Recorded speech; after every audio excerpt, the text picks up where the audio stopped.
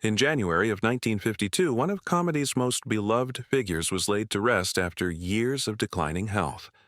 The funeral was modest, attended by family and a handful of Hollywood figures. But the man they were burying wasn't just anyone. He was Jerome Lester Horowitz, better known to the world as Curly Howard of the Three Stooges, the comedic genius whose childlike energy and physical comedy made millions laugh during the Great Depression and World War II. What the public didn't know then, what has remained buried beneath decades of Hollywood mythology, was that the real story behind Curly's deterioration and death wasn't simply bad luck or the price of fame. The truth about what happened to one of comedy's greatest talents has finally surfaced after years of investigation. And what we've discovered isn't good. Stay with us as we unravel the mystery that's haunted the legacy of a man who made America laugh while he himself was suffering in ways few could imagine. The Curly Howard mystery, finally solved and isn't good. For millions of fans across generations, Curly Howard represents pure, unfiltered joy. The rotund, bald member of the Three Stooges, whose "nuke, nuke, nuke" laugh, soitanly catchphrase, and wild physical antics defined slapstick comedy. His rubber-faced expressions and uncanny ability to transform his body into a human cartoon made him arguably the most beloved of the Stooges. While Brother Moe was the stern leader and Larry the frizzy-haired middleman, Curly was the heart, the innocent man-child whose comedy seemed effortless and natural. Throughout the 1930s and early 1940s, his performances in nearly 100 short films created a blueprint for physical comedy that would influence everyone from Jim Carrey to Adam Sandler. For Depression-era audiences, Curly wasn't just funny. He was necessary medicine, a brief escape from the hardships of daily life. But behind the manic energy and seemingly indestructible persona was a deeply vulnerable man, whose personal life contrasted sharply with his on-screen character. And while fans have long known that Curly died young, at just 48 years old in 1952, after a series of strokes had forced his early retirement, the full story of what actually happened to him and why has remained fragmented and obscured. For decades, the official narrative suggested a simple, if tragic, arc. A talented performer who lived hard, suffered health problems, and died before his time. But as we're about to discover, the reality was far more complex and troubling. Jerome Lester Horowitz was born in Bath Beach, Brooklyn, in 1903, the youngest of 5 boys in a Lithuanian Jewish family. Far from the bald comedian he would become, the young Jerome was known for his athletic build and remarkably handsome appearance, with thick, wavy auburn hair that made him popular with the neighborhood girls. Friends and family recalled a sensitive child who loved animals and music, particularly the violin, which he played with surprising tenderness. This image stands in stark contrast to the manic, childlike character he would later embody. There was a gentleness to the real Jerome that few fans of Curly Howard would ever glimpse, a shy thoughtfulness buried beneath the whirlwind of physical comedy. The Horowitz household was a crucible for comedic talent, though young Jerome initially seemed least likely to pursue entertainment as a career. While his brothers Moe and Shemp showed early interest in vaudeville, Jerome was more interested in cooking, dancing, and athletics. He excelled at basketball and handball in his youth, and neighbors from Bath Beach would later recall his grace as a ballroom dancer, another talent that seems incongruous with the bumbling character he would later portray. Those who knew him described a young man with a natural charm and wit that wasn't performative, but simply part of his genuine personality. He didn't have to try to be funny, recalled childhood friend Samuel Levine in a 1970s interview. He just was. But it wasn't the wild, crazy funny he became famous for. It was a clever, quick kind of humor that came from being sharp, not from acting dumb. One detail that rarely makes it into the standard biographies. As a teenager, Jerome suffered a serious accident when he was cleaning his rifle and it discharged, grazing his left ankle. The injury wasn't life-threatening, but it left him with a slight limp that he would later incorporate into his shuffling, curly walk. This early brush with physical trauma would prove darkly prophetic for a man whose body would eventually betray him in the most public way imaginable. It's a small detail, easily overlooked, but it represents the first instance of something that would become a pattern: Jerome's physical pain being transformed into comedy. This transformation of personal difficulty into comedic material wasn't limited to physical ailments. Those who knew Jerome before fame noted his sensitivity to teasing about his appearance.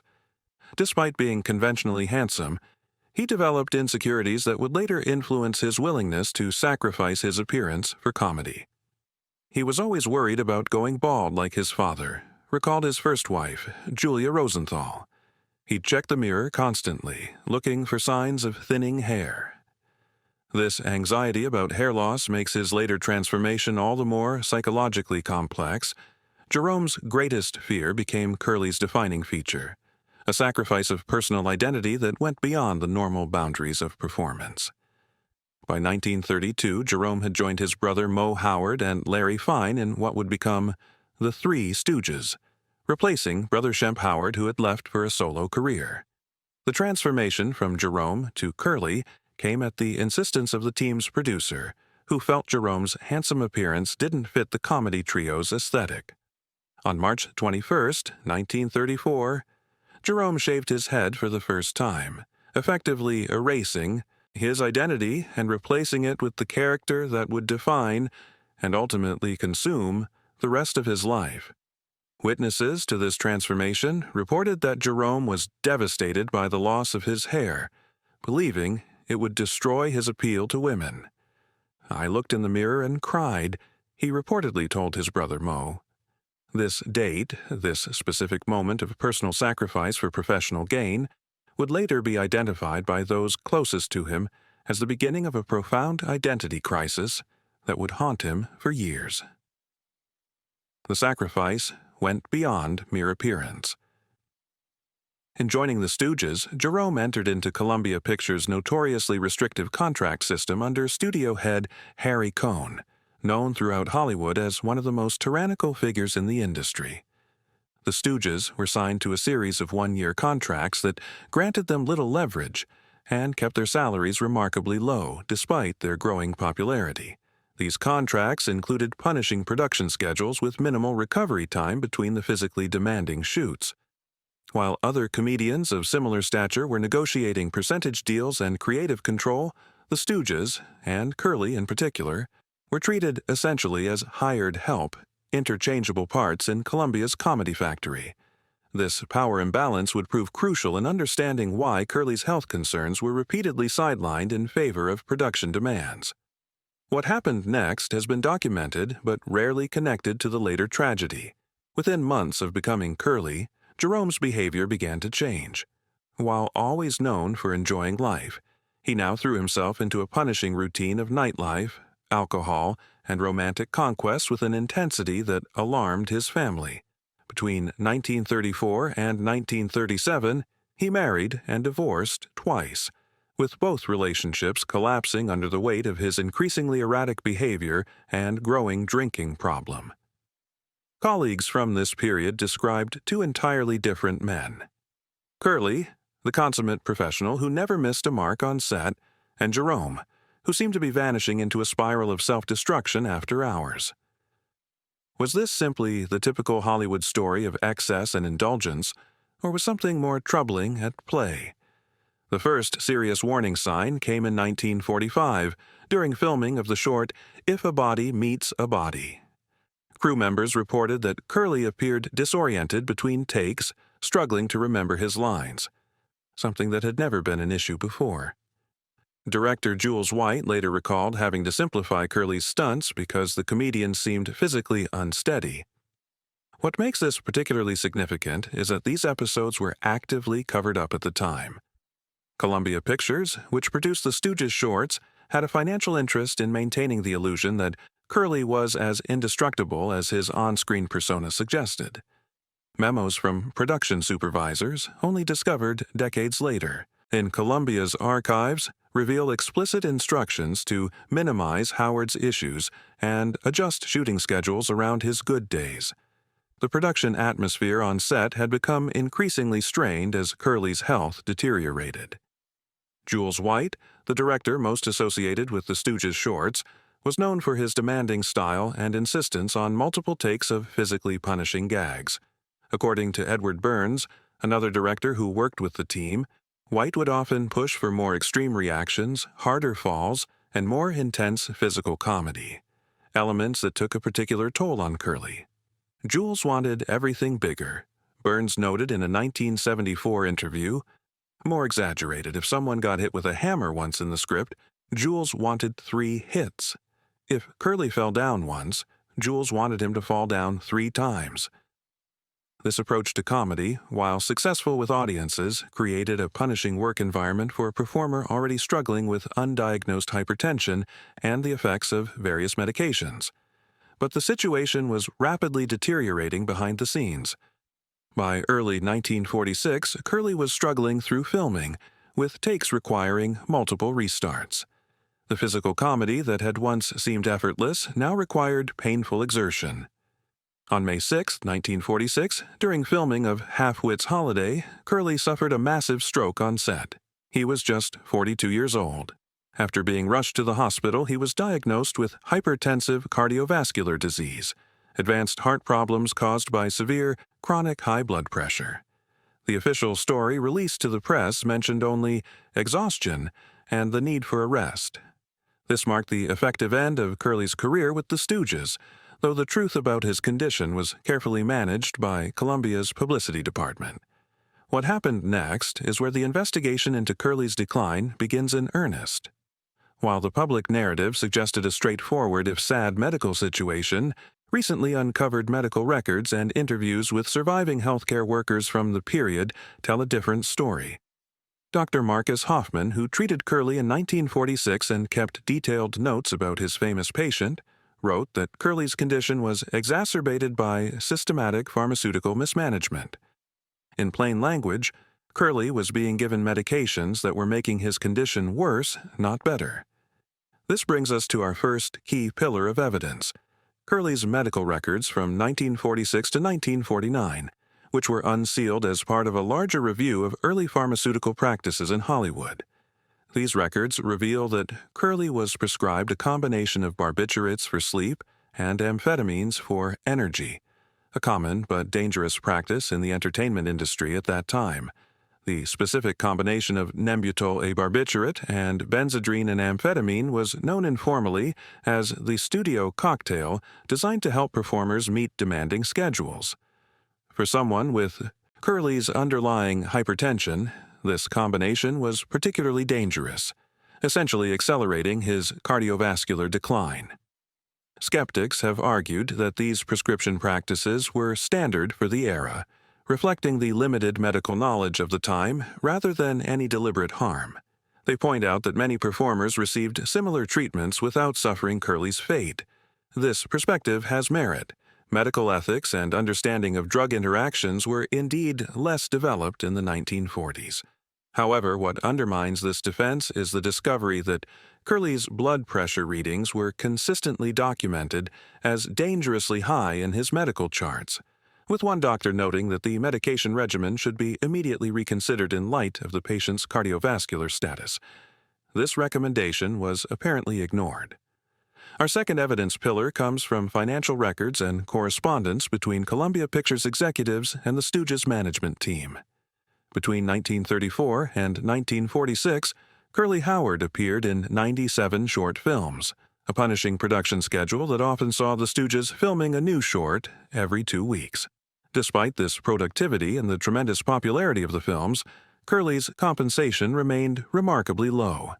Contract documents show that while Columbia was generating substantial profits from the Stooges' work, the performers themselves were locked into restrictive contracts that paid them as little as $1,500 per film, equivalent to about $25,000 today, a fraction of what other comedians of similar popularity earned. The financial constraints imposed by these contracts had direct implications for Curly's health care.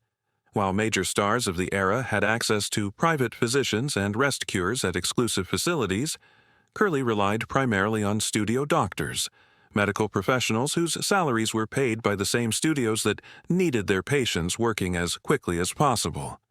A particularly revealing document from this period is an expense report filed by the Stooges' manager, Harry Rome, which shows repeated denials for additional medical consultation requested for Curly in 1944 and 1945. These requests coincide with the period when colleagues began noticing Curly's declining health, suggesting that attempts to secure better care were actively blocked due to financial or scheduling concerns. The studio's official position, as reflected in internal communication, was that their own medical staff was perfectly adequate for addressing the comedian's health issues. An alternative interpretation suggests that the Stooges simply made poor business decisions or failed to recognize their market value. Some Hollywood historians have pointed out that many performers of the era were similarly underpaid, reflecting the studio-dominated system before actors gained stronger representation. But this explanation fails to account for a troubling pattern revealed in internal studio memos. Executives repeatedly referenced the need to maximize Howard output while the getting is good, and expressed concerns about his longevity as early as 1943, suggesting they were aware of his declining health long before it became obvious on screen. The third and perhaps most disturbing pillar of evidence comes from personal testimonies. In interviews conducted in the 1980s and 1990s for various Stooges documentaries, colleagues and family members shared observations that have taken on new significance in light of other discoveries. Emil Sitka, a frequent co-star in Stooges shorts, recalled, "There were days when Curly would be in obvious pain, barely able to stand between takes. Then someone would call action, and he'd transform, do the routine, take the pratfall, and then immediately collapse into a chair when they yelled, 'Cut!' He never complained, not once." Curly's nephew, Norman Moorer, was more explicit. Uncle Babe, Curly's family nickname, was terrified of losing his job. He'd say, "They'll replace me in a heartbeat if I can't perform." So he'd take whatever they gave him to keep going. Joe Palma, an actor who worked as a supporting player and occasional stand-in on the Stooges shorts, provided particularly troubling testimony about the medications Curly received on set. In a previously unpublished interview from 1987, Palma described a routine where a studio physician would visit the set when Curly was struggling. The doctor would give him these pills. I remember they called them studio vitamins or sometimes pep pills. Within about 20 minutes, Curly would be back on his feet, full of energy, ready to go. But after the shoot, when that stuff wore off, he'd look terrible, gray in the face, shaking, completely depleted. Palma's description aligns precisely with the effects of the amphetamine barbiturate cycle documented in Curly's medical records. This testimony is particularly valuable as it comes from a relatively minor figure in the Stooges' orbit, someone with little personal stake in either glorifying or vilifying the studio system, but who directly witnessed the medicalized exploitation of a performer. The credibility of these testimonies must be weighed carefully. Memory is imperfect, and recollections decades after the fact may be colored by hindsight or family loyalty. Yet, when multiple independent sources describe the same patterns, Curly's fear of replacement, his willingness to perform despite physical distress, and the studio's awareness of his deterioration, a troubling picture emerges.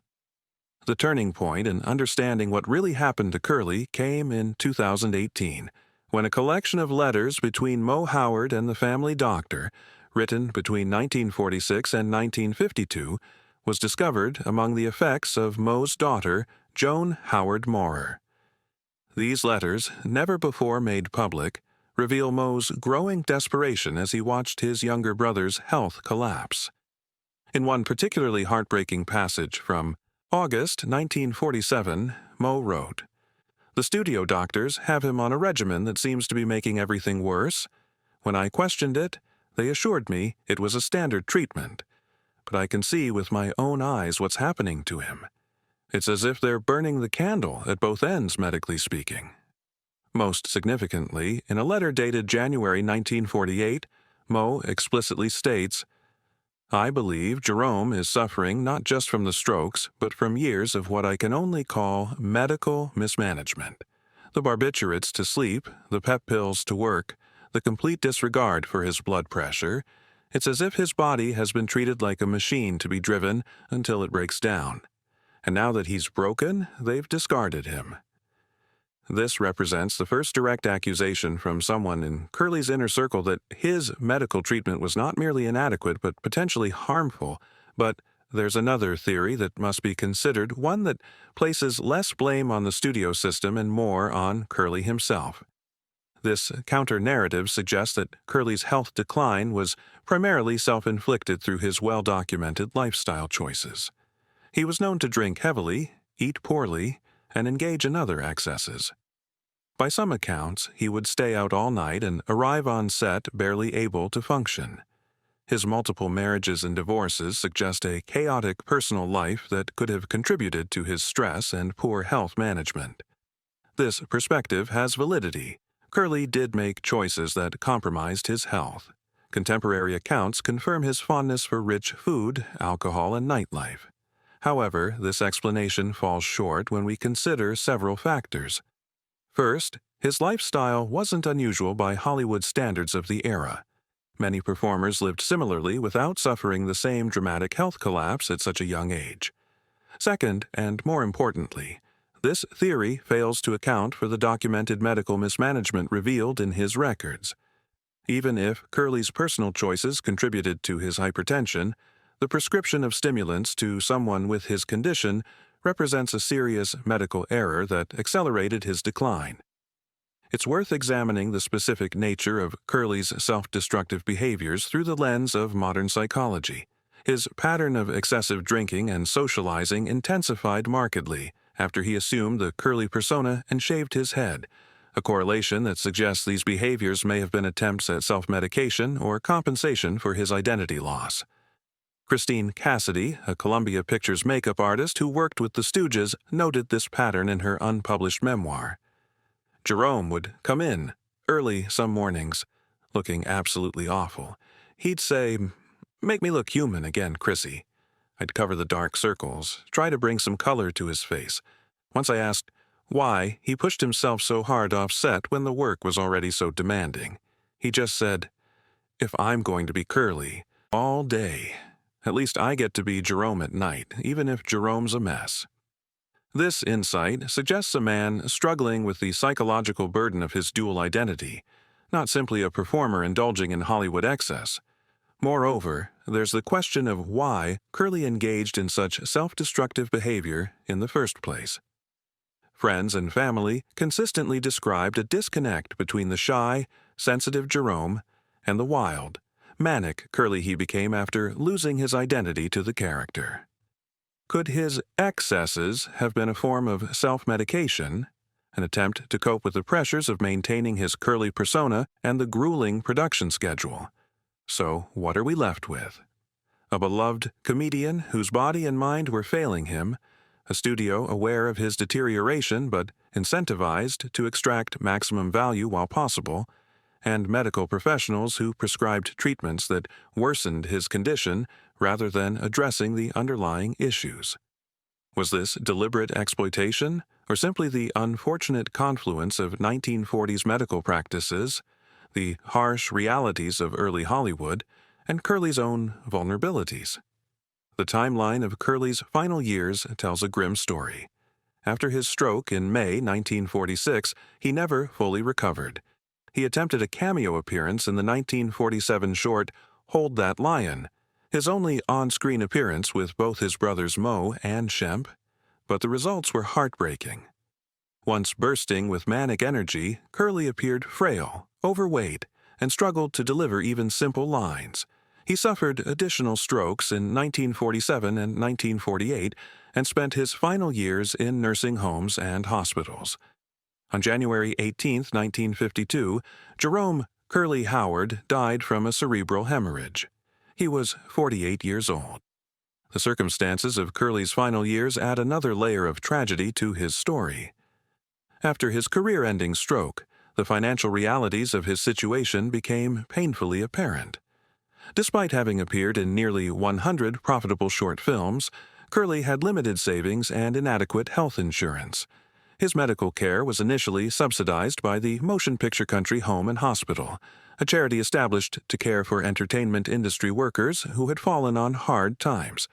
According to financial records obtained from this period, Mo Howard personally covered many of his brother's medical expenses, depleting his own savings in the process. Meanwhile, Columbia Pictures continued to profit from Curly's films through theatrical re-releases and, later, television syndication deals, none of which provided residual payments to the performer or his estate. The contrast between Curly's cultural impact and his personal circumstances could not be more stark. At the height of the Stooges' popularity, their shorts were played before feature films in theaters nationwide, bringing joy to millions of Depression-era and wartime audiences. A Columbia Pictures financial report from 1941 described the Stooges' shorts as among our most consistent profit generators, with minimal production costs relative to returns. Yet the man whose physical comedy was central to this success spent his final years in facilities he could barely afford, dependent on charity and family support. What makes this story particularly troubling is what we now understand about the intersection of Curly's medical treatment, his working conditions, and the economic incentives of the studio system. The barbiturate-amphetamine combination he received would have dramatically increased his blood pressure, the very condition that ultimately caused his strokes and death. The punishing production schedule, often filming physically demanding comedy routines 6 days a week, would have further stressed his cardiovascular system, and the financial arrangements meant that while his shorts were playing in theaters nationwide, generating millions in revenue, Curly himself had limited resources for his own care after he could no longer perform. The truth, based on all available evidence, isn't simply that Curly Howard was a comedian who lived hard and died young. It's that Jerome Horowitz was a talented performer whose physical and mental health were sacrificed to a system that valued his commercial output over his well-being. His medical treatment appears to have been oriented around maintaining his ability to perform rather than addressing his actual health needs. When he could no longer fulfill that function, he was effectively discarded, with minimal support for his mounting medical expenses. This isn't merely a tragedy for Curly himself. His rapid decline deprived audiences of many more years of his unique comedic genius. It fractured the original Three Stooges lineup that had defined the act's most successful period, and most poignantly, it left behind 3 children from his 4 marriages, who grew up knowing their father primarily through his on-screen persona rather than the gentle, music-loving Jerome, who existed beyond the cameras. In the immediate aftermath of Curly's death, little changed in Hollywood's treatment of performers. The studio cocktail of barbiturates and amphetamines remained common practice well into the 1960s, claiming other talents along the way. Columbia Pictures continued to profit from Curly's films through television syndication, which introduced the Stooges to new generations of fans. It wasn't until the Screen Actors Guild gained greater power that performers began receiving better healthcare provisions and more control over their working conditions. For the Howard family, Curly's deterioration and death cast a long shadow. Mo Howard, in particular, carried the weight of his brother's fate, having been both his business partner and the person who initially brought him into the act. In private correspondences during his later years, Mo expressed regret that he hadn't done more to protect his younger brother from the demands of the industry and the medical mismanagement that accelerated his decline. "I keep thinking I should have seen it sooner," he wrote to a friend in 1961. "The pills, the exhaustion, the pressure to keep performing. I was right there and somehow missed what was happening until it was too late." The story of Curly Howard forces us to reckon with an uncomfortable truth about entertainment. The very systems that deliver joy to audiences can simultaneously destroy the people creating that joy. It raises questions about the responsibility of studios, healthcare providers, and even audiences in the well-being of performers. How often do we consider the human cost of our entertainment? How many other beloved figures have been sacrificed to the demands of schedules, profits, and audience expectations? Even today, as we enjoy Curly's performances in reruns and on streaming platforms, there's a painful irony in watching him throw his body around with apparent reckless abandon, knowing what we now know about the physical toll it was taking. Each manic spin, each fall, Each moment of comedic physical exertion represents not just artistic commitment, but perhaps another step toward his premature end. The childlike joy he projected masked a progressive physical deterioration that was being actively mismanaged by those responsible for his care. Historians of comedy note that Curly's influence extends far beyond the Stooges' short films. His unique physical vocabulary, the way he could transform his body into an instrument of pure comedy, created a template that influenced generations of performers. From Lucille Ball's physical comedy to Jim Carrey's rubber-faced transformations, from Chris Farley's manic energy to Eric Andre's commitment to bodily comedy, elements of Curly's approach can be traced through the evolution of physical humor in American entertainment. Yet this influence came at the cost of the man himself, a trade-off that raises uncomfortable questions about what we ask of our entertainers and how much we're willing to sacrifice them for our amusement. In contemporary Hollywood, the lessons of Curly's story have been partially addressed through stronger union protections, better health care provisions for performers, and greater awareness of the physical and psychological demands of performance. Stunt coordinators, strict working hour limitations, and comprehensive health insurance are now industry standards, though these protections came too late for performers of Curly's era. And while today's entertainment industry has improved in many respects, stories of performers pushed to physical and mental extremes for the sake of a project continue to emerge, suggesting that the fundamental tension between entertainment value and performer well-being remains unresolved. If Curly Howard were working today, modern medical knowledge would have identified his hypertension as a serious risk factor requiring proper treatment, not stimulants. Labor protections would have limited his working hours and provided for better compensation, and the stigma around mental health would be reduced enough that perhaps Jerome could have found healthier ways to cope with the pressures of being Curly without the self-destructive behaviors that compounded his physical problems.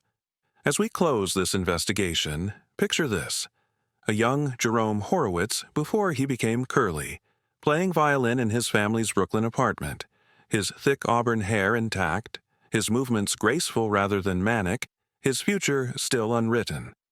This was the man who existed before the character consumed him, a sensitive artist who found himself transformed into a human cartoon, his body sacrificed for laughs, his health compromised for profit, and his true self buried beneath the wild persona that made him famous. If you've stayed with us through this investigation, you probably feel as we do, that comedy often carries a hidden price tag we rarely consider. We laugh at the pratfalls without seeing the bruises, both physical and emotional, that remain when the cameras stop rolling. Curly's story is sadly not unique in entertainment history, which is why we continue to investigate these hidden Hollywood histories. If you found this exploration valuable, please consider liking this video and subscribing to our channel. Your support allows us to keep digging into the untold stories behind the entertainment we all love, and we'd be especially interested in your thoughts about Curly Howard's legacy. Do you see his performances differently knowing the toll they took? Share your perspective in the comments below, because sometimes understanding the true cost of our entertainment is the first step toward ensuring that future performers don't pay the same price. For those affected by stories like Curly's, or who struggle with the pressures of maintaining a public persona different from their true selves, remember that reaching out for support is a sign of strength, not weakness. The entertainment industry today has more resources for those facing similar challenges, though there's still progress to be made. Every time we appreciate the gift of laughter that performers like Curly Howard gave us, we can also acknowledge the humanity behind the performance, the real person whose talents, struggles, and sacrifices made that joy possible.